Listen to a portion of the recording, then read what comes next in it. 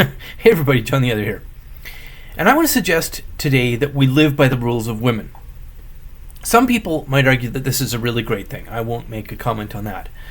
But it also seems to be a common perception in the post-Metoo world that this is also a very new thing, and I will suggest that that is nonsense. Women are now, and always have been, the selectors in sexual reproduction. They're also the majority of the voters, and they are the ones who raise children, meaning they get to shape everybody's minds in their formative years. And they also control the majority of domestic discretionary spending. Taken together, I don't know how much more power anybody could possibly have, even in theory. And while there are as many points of view as there are people, there is, broadly speaking, a woman's point of view. You hear this woman's point of view every time you hear a male commentator on TV talking about the excesses and the carnage left in the wake of the Me Too movement. There's a line of rhetoric which goes something like, "This particular false accusation reflects very poorly on the Me Too movement, and that's really a shame, because Me Too is too important and worthwhile and such a good cause that we have to be careful we don't delegitimize the whole thing by our sloppy reporting and storytelling." Those words, or some version of them, are almost always spoken by a male commentator. I stand with women. Please let me keep my job. And why is it that we are willing to entertain the idea that #MeToo is in any sense a worthwhile movement? Well, to answer that, let's examine the basic premise behind it. The first claim is that we're living in a culture which either promotes or excuses or tacitly supports the practice of men sexually assaulting women. And that this is a very stupid claim is not the point. I am completely uninterested in attempting to debunk it within this discussion. I've been studying this long enough to know that this belief is fundamentally a religious one, and it won't be altered by any argument based on evidence. But starting from this idea, we also have the popular conception that the police and the courts are unable, or perhaps unwilling, to deal with complaints from women that they've been sexually victimized. And the police and courts unwilling to do their jobs when a female reports a sexual crime. That's the idea. And this idea, now widely believed, comes directly from legal academics and lawyers who, being lawyers, have all sworn in their oath of the bar that they will not publicly undermine public confidence in the integrity of the law or the courts.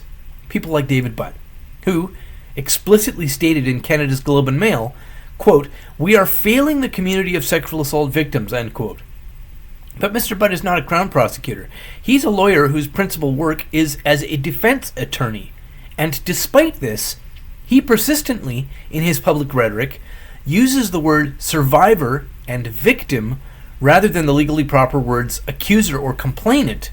And based on his ongoing undermining of public faith in the courts, Mr. Butt has been pushing for the creation of a hybrid court for sex assault accusers, which will operate on the lowered standard of proof that is common in the civil courts, but where claimants, that is to say complainants, will be represented by a lawyer provided for free to them with your tax money. Imagine how much more money David Butt would make if he could have thousands of Mandy Grays and Lucy Ducotiers walking into his office every year, while his fees were paid for by your taxes. And this is the same guy retained by false accuser Mandy Gray during her moment of phony victim celebrity. And he portrays himself in her vanity documentary, coaching her in the film prior to cross-examination in court, which, by the way, is not allowed in Canadian courts, so maybe that was fictional. But Mr. David Butt has openly claimed that legal professionals who vigorously defend their clients in sex assault cases should be subjected to professional discipline, which maybe is why he does such a shit job. And then he calls them cockroaches. Yes, other lawyers.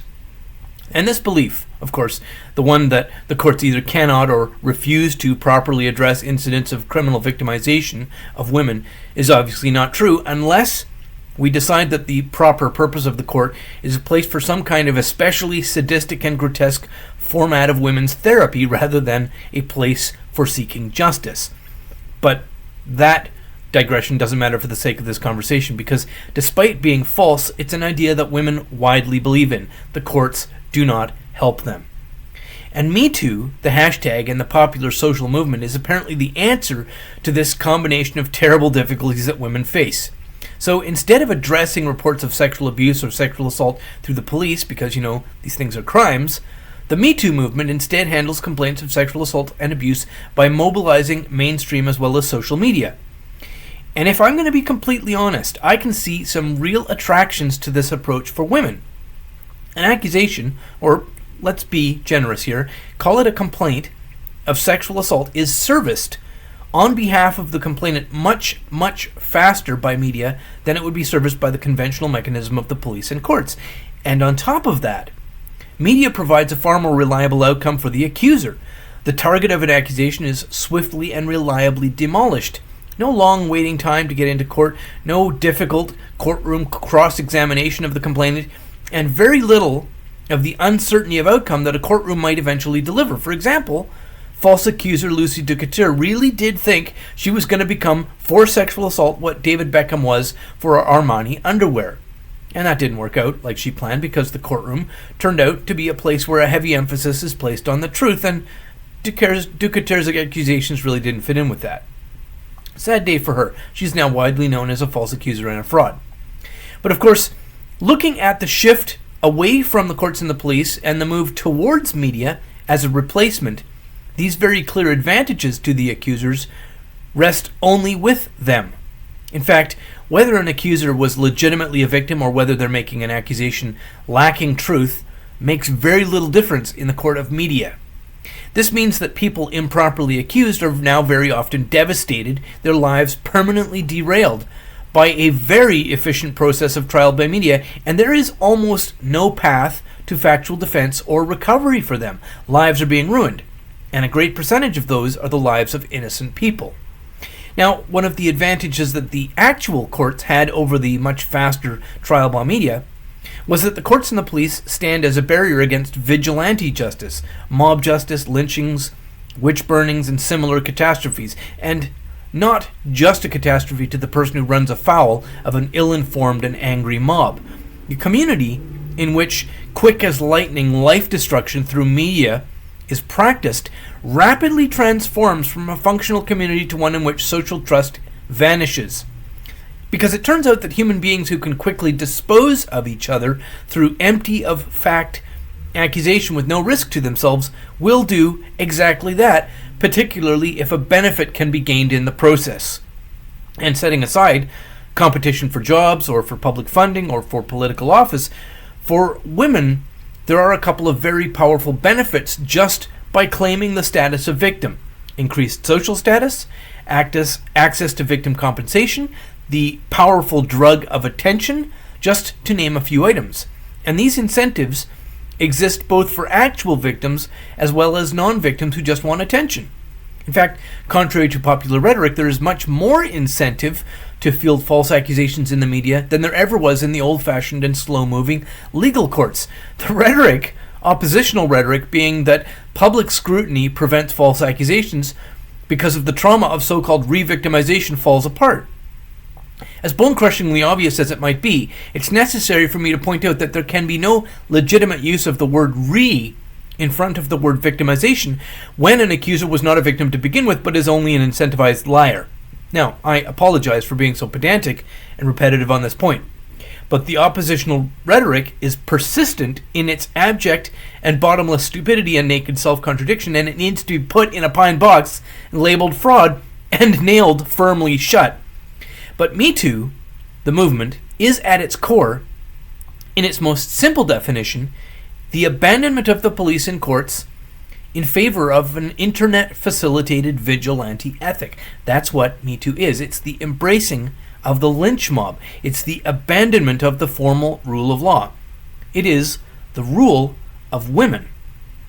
Of rule in a culture by the most spoiled and narcissistic of women, chosen by women en masse as a replacement for the rule of law.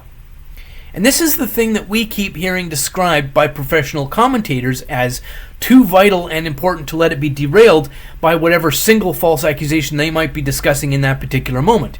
And they say that not because they're actually stupid.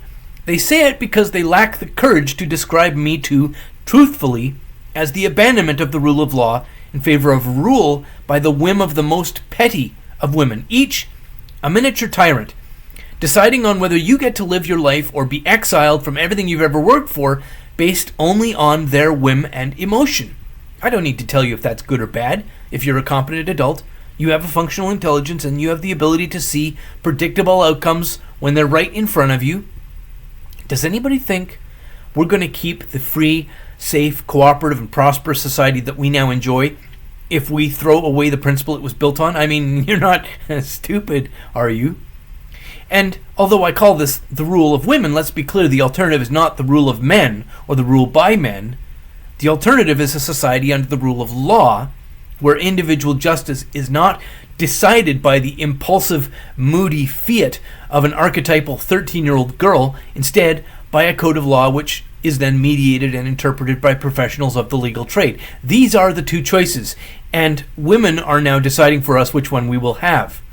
And because legally, socially, and technologically we are where we are today, you as an individual at least have some choice in which of these ideas you're going to put your shoulder behind. It might be quite important for you to understand just exactly what Metoo is and what it is you're endorsing if you say something as silly as Metoo is too important to let it be devalued with this one particular false accusation. My suggestion in making that choice, pick the one that takes the most courage. Now, of course, you could pick the other option. You can appease and please people who I would best describe as possessed by the spirit of a petulant teenage girl. Maybe that would be easier. Maybe it's a choice you can make with no risk to yourself, because somebody else will take the more difficult choice, and then you can just stand in their shadow. You can benefit from their risk. But this is why, regardless of whichever choice you make, I think it's actually rather important to explain as clearly and as simply as I can, in a way that can be repeated, what Metoo actually is, and what it is you are saying if you give voice to the claim that it's good, it's too important to let Metoo be derailed by this or that particular false accusation. How about when you hear that, the answer is no. It's vigilante justice. It's public lynching at the whim of the most petulant person in your community. And if you are unwilling to say so plainly and say instead, oh no, it's too important, well then it's because you're too frightened to tell the truth. If what we're going to have is rule of our society by the whim of the most petulant, a society run by a rotating array of a million childlike mini tyrants, let's get that out in the open. Let's understand it clearly and conduct ourselves accordingly, and stop pretending that it's some kind of new and special virtue. Thanks very much for your kind attention. And thank you to everybody who helps support this channel through Patreon. You can do so. There's a link in the low bar as well as a link to Patreon. Thanks a lot and have a great day.